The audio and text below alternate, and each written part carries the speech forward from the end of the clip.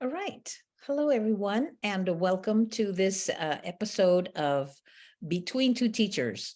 Today's Friday, August 4th, and we are what, in the 200s now? 104, 104? episode 204. So, episode where we bring you information about education, what's happening across the country in our state and also locally. Important issues that you all need to know about and maybe can take some action around and be aware. Some of this is very disturbing. So we're going to start now, and my name is Consuelo Lara. And my name is Madeline Cronenberg. So welcome to episode 204. And as always, I will begin the episode with our land acknowledgement. We pause to acknowledge that we have gathered on the ancestral territory of Huichin, part of the unceded land of the Chochenyo and Karkin speaking Muwekma Ohlone people. We remember their continued connection to this region and thank them for allowing us to live, work, learn, and pray on their traditional homeland, and offer our respect and honor to their elders and all Ohlone people, past and present. And in showing that respect, we support Justice for Muwekma, the effort to get the Muwekma people recognized as a federal tribe, which up until now has not happened and still needs your support. And you can do that by Googling Justice for Muwekma, and you'll find that information. And also, we support the teaching of the history of the Muwekma people. And you can find the teachings on the East Bay Regional Park District website, which has the complete curriculum, and on the Contra Costa County Office of Education website, which also has the curriculum. Yes, all you have to do is go to About CCOE and it'll come down and you'll see land acknowledgement. Click on there and you'll see all these resources. And it's important. It is an important thing. We say this every week, but we're going to keep saying it every week because it needs to be heard by everyone and shared out with anyone you know who hasn't realized that these resources are available and that this is what our children need to be taught, and what we who weren't taught this in our own histories need to learn today, right? And also, we're going to ask that we welcome you here. If you're a subscriber, please, if you're not a subscriber, please subscribe and please like and share out our episodes. Today, we're going to talk about some interesting things that are happening nationwide. And then there's so much. Really, education is in the middle of the culture wars, and like there's no question about it. It's everywhere. But one of the main places it is, and that has to be mentioned, is Florida. And so Governor DeSantis, in his endless effort now to pursue the presidency, is certainly using education as a weapon. He's weaponizing education. And the latest thing that he has done, this week, he's had a busy week. And so the latest thing he's done is he has decided that he's not going to allow advanced placement AP psychology classes, because the AP psychology curriculum includes information about gender. And he doesn't believe that there should be any information about gender included. And so as long as it's included in that class, he won't allow it to be taught. It won't be taught in Florida. And these are advanced placement classes, for kids going to college. They need that background. It's just awful. It's stunning. It is a stunning thing. I mean, it's not just him. He's not alone, but certainly he is a leader. And as his motto in his campaign is "Make America Florida." That is his motto. This is what he wants. This is to make America not understand. And then, of course, then the other one was last week when he's one of the standards that they had in their African American studies curriculum was that there was something, they actually had a discussion about the fact that there were benefits to enslaved people from becoming slaves, right? Yeah. The benefits to them. That they had developed skills. They learned skills that were used. Oh my gosh. It's I just, mean, transferable skills, like slavery was a jobs program. I mean, that's, that is the conversation around that. It was ridiculous. It made no sense. And there was really absolutely, I went back and read it. There is no justification for that to be there. Absolutely zero justification. So he has, this week, Vice President Harris, Kamala Harris, responded to this and said how incredibly ridiculous this was.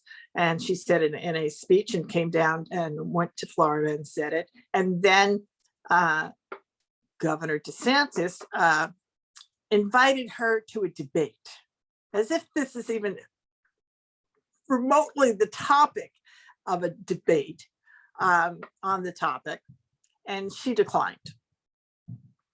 oh my gosh. So there we are. That's what's happening this week in Florida. I mean, this is also the week of historic other issues in Florida, where our ex-president has now been indicted again, and for the third time. So all of that happened this week too. Yeah. But this is Governor DeSantis's efforts to try to get himself elevated right into the public eye. That's really what he's trying to do here. And, it's not just limited to Florida, of course. And all we need to look at is the recent experience of our superintendent of public instruction. Exactly. Right. Exactly. So here in California, our superintendent wound up going down to Chino Valley, where they had an issue about approving a requirement that parents be notified if a child is struggling with gender issues. And this is an issue that would only come up if there was a question about doing that. I mean, the issue is really, when you come down to it, this is the only reason you wouldn't notify the parents is if the child really was struggling with sharing this information with their parents. That's really what the facts are here. But it's being framed in this, it's being weaponized. I mean, children's sexuality is being weaponized. That's really what's happening here. Gender identification is being weaponized. And so Superintendent Thurmond went down, was asked to come and to participate in a board meeting and make that case. And Superintendent Thurmond's background is as a social worker and representing vulnerable and underrepresented children and families. And so he made the case and basically was escorted out of the board meeting. And so he was, as he said, his quote is, "I don't mind being thrown out of a board meeting by extremists. I can take the heat. It's part of the job. What I can't accept is the mistreatment of vulnerable students whose privacy is being taken away." And that is actually what happened. And of course, the vote was to do that, to take their privacy away. And then the final one in California is in Temecula. And in Temecula, there was a vote around, they're the ones that had the vote around the social studies books. And in Temecula, one of their issues was that they wanted to remove any reference to the history of the struggle for gay rights. And they wanted to remove any books that referred to Harvey Milk. I mean, this is, let's reinvent history, right? Let's make believe that the things that happened that have given people power, personal power, these things that have been positive things in our history, let's make believe that never happened. Yeah. So that's essentially what they wanted to do. And they did. And they did. They passed it in Temecula. And yesterday, they got sued by teachers. And because in the end, the teachers don't want to leave out part of the truth. This is all these teachers who are dealing with banned books. The teachers who've gone into their classrooms and had to cover up their libraries. Yep. Because they're not allowed to, because book after book is being removed. That's teachers pushing back. No, This is teachers pushing back. Teachers and the teacher union and parents who gathered together. So yesterday, the lawsuit was started against the Temecula School Board. So all of these, we'll be following these over the future and giving you updates on it. But it's really important to see how it's everywhere. And just when you thought we don't get that here in the Bay Area, we have our First Amendment audits visiting our local institutions, and with the same kind of, the idea is to provoke. And that's it. I mean, they're not even having any other kind of agenda. So it's bizarre. And they're posting them on YouTube and these are just self-appointed individuals. Yeah. Right? Yeah. So, yeah, right. Citizen journalists, the citizen journalist. Yeah, that word citizen is starting to be a red flag right there. Mm-hmm. Mm-hmm. So this is what is happening right now. And I think that as we look at the direction, and especially for the next year, which is going to be a very hyper excited, there's going to be, huge amounts of energy in the public over the next year because of the upcoming presidential election. Education is right at the center of it. And that certainly wasn't the case historically, but it is today. Yes, it is today. All righty. And I've got to just say two other places that it's happened. And one of them is the parent groups that are forming. So of course we know about Moms for Liberty, and Moms for Liberty is behind many of these issues. So the pushback they have is in Texas, in a group called Mothers Against Greg Abbott.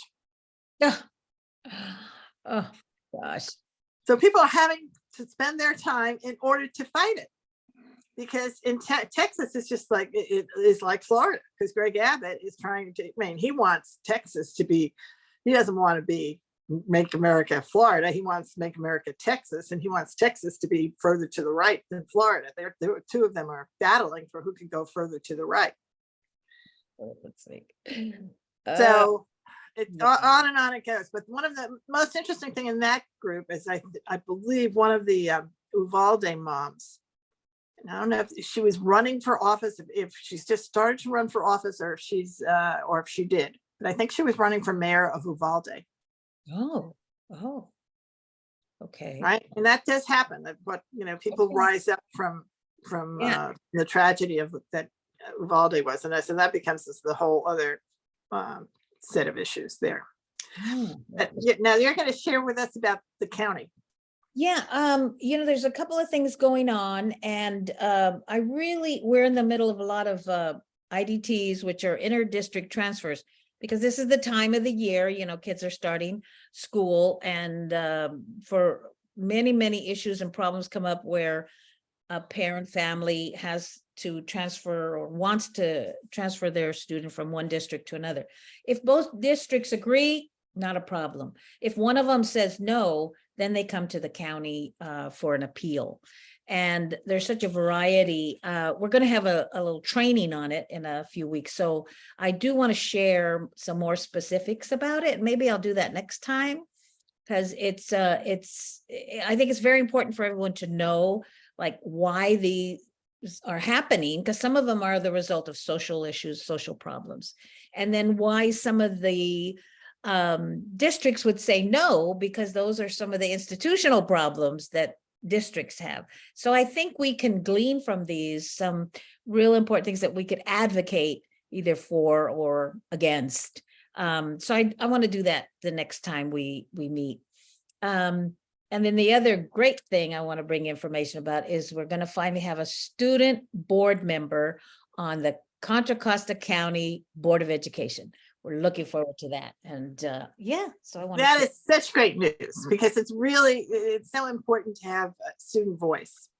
And, people think they get students have access. They don't have the same access they have being on the dais. And it's an incredibly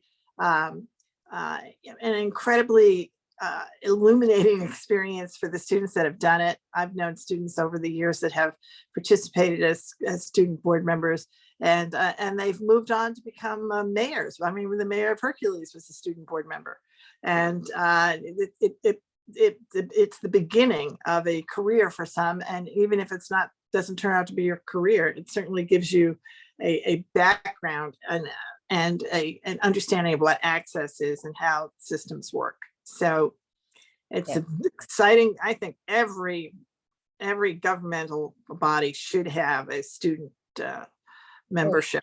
I really do. And I'm a big believer that there should be two, because my experience has been that I learned this from the board member who said, it would be much better if I had a friend. And that makes sense.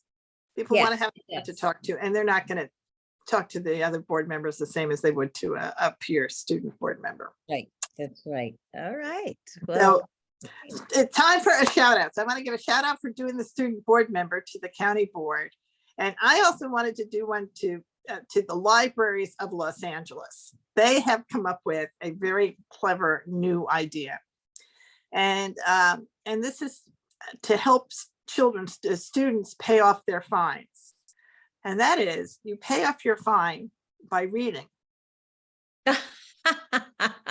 Every hour a student spends reading knocks off $5 from their balance in fines. Now, I don't know how many fines, how much money these students owe, but the idea has exploded, having 100 kids a week reading away their debts, and over 3,500 accounts have been cleared by students reading in their first 6 months of this program.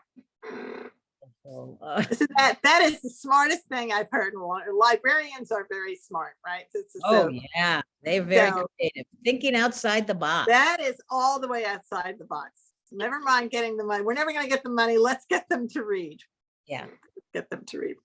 So, all right, we will see you all next week. We want to thank everybody who came to our workshop last week. We'll be doing follow-ups on that. We've only just begun the work of education, workforce, housing. So know that we haven't forgotten you, and we will continue the discussion and actual next steps to make it happen. So till next time. Bye-bye.